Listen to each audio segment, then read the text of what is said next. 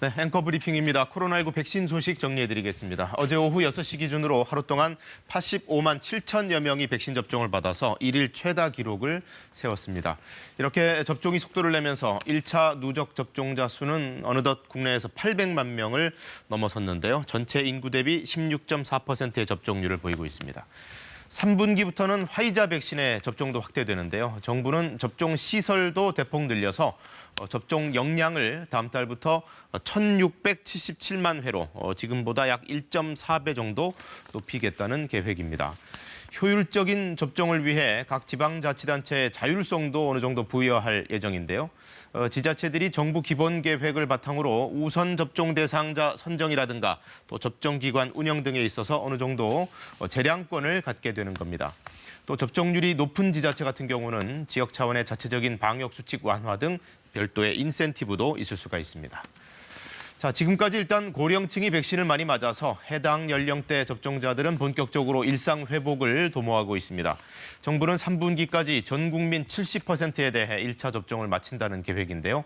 다음 달부터 50대 연령층의 접종도 시작된다니까 확실히 이 접종률은 빠르게 높아질 것으로 보입니다. 박희봉 기자의 보도입니다. 코로나19로 폐쇄됐던 경로 식당의 문이 다시 열렸습니다. 성함이 어떻게 되세요? 백신 접종자가 늘어나면서 190여일 만에 운영을 재개한 겁니다. 따뜻한 한 끼 식사보다 더 반가운 건 바로 사람입니다. 너무 좋지요. 이런 좋은 일이 집에 있는 것보다 여기 나와서 이 얘기하시고. 고령층 대상 문화강좌와 경로당 운영도 대폭 확대됐습니다. 같이 모여서 만날 수 있게 돼서 다시 일상으로 돌아가는 것 같습니다.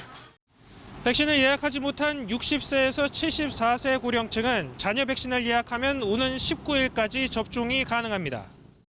60세에서 64세 이하, 30세 미만 군장병 대상 접종은 어제부터 시작됐습니다.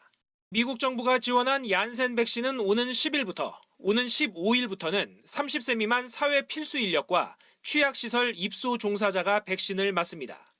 정부는 상반기 내 최대 1,400만 명까지 접종이 가능할 것으로 보고 있습니다.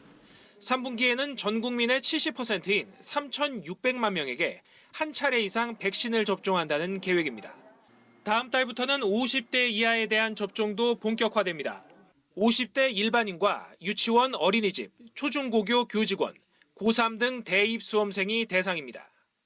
확진자 감소도 기대되는 등 방역 부담을 크게 줄여나갈 수 있을 것입니다.